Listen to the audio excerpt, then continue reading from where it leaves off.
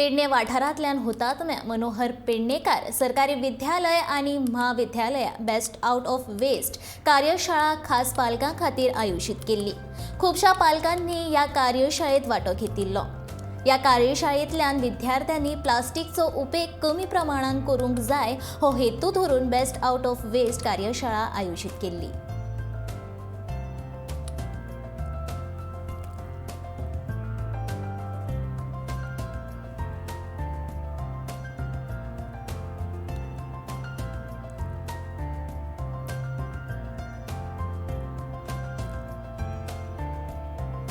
भुरग्यांनी जाता तितले वेस्टांतल्यान बरें कितें तांची कला भायर काडलेली तुमी पळोवपाक शकता। फुलां, घरां, वेगवेगळे रंग वापरून तांच्यांनी रंगोवपाक बरे तरेन प्रयत्न केला आनी सुंदर अशी तांच्यांनी वांटो घेवन तांच्या पालकांनी बरे तरेन वेस्टांतल्यान बरें कितें घडोवन हाडलां। तुमी जशें पळोवपाक शकता ही बरे तरेची वेगवेगळी फुलां तुमकां दिश्टी पडटा।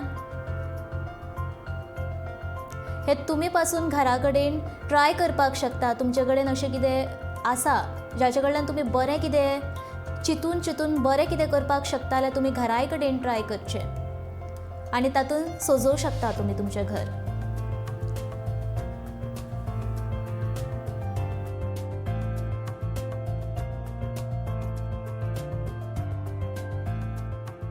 आमच्या शाळेमध्ये दरवर्षी आम्ही अनेक स्पर्धा घेतो आणि त्यामध्ये पालकांसाठीही काही खास स्पर्धा असतात आणि ह्या स्पर्धा ज्या असतात त्या सरस्वती पूजनाच्या वेळी जास्तशा घेतल्या जातात। पण यावर्षी आम्ही शाळा सुरू झाल्यानंतर लगेचच एक निर्णय घेतला की पालकांसाठी जी स्पर्धा आम्ही घेणार आहोत ती आम्ही लगेचच घ्यायची आणि मुद्दामून आम्ही टाकाऊतून टिकाऊ हा विषय स्पर्धेसाठी ठेवला आणि स्पर्धेचा जो विषय होता टाकाऊ प्लास्टिक आणि टाकाऊ पेपर यापासून एखादी टिकाऊ वस्तू पालकांनी बनवायची आणि ती शाळेमध्ये आणून द्यायची।